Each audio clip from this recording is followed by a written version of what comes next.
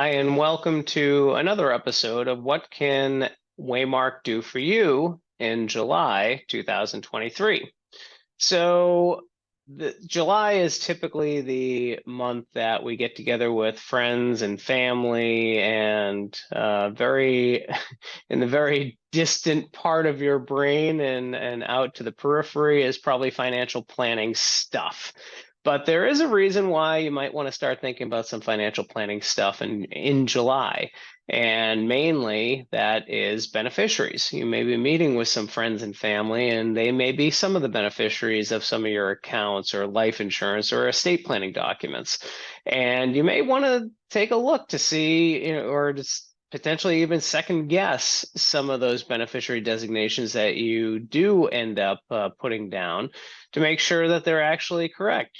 Another way of looking at it is you're going to be traveling a lot. Some people are traveling out of state, some people are traveling out of the country, and you want to make sure that, again, those beneficiaries are all squared away. So this is a good year or a good month for you to start thinking about beneficiaries and just making sure that the beneficiaries that you do have listed there are the beneficiaries that you actually want. Because remember, beneficiaries are some of the most important and powerful parts of your estate plan. In most cases, they actually trump everything. So even if your will says one thing, your trust says another thing, the beneficiaries actually rule.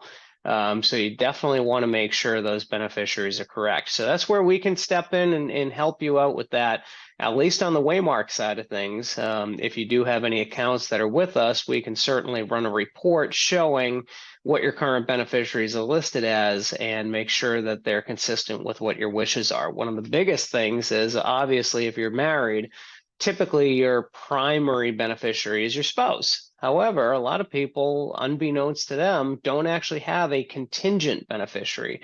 And again, if you're traveling with your spouse and God forbid something bad happens, if your accounts don't know where to go, then they'll default to probate court, and that's one of the things that most people are trying to avoid.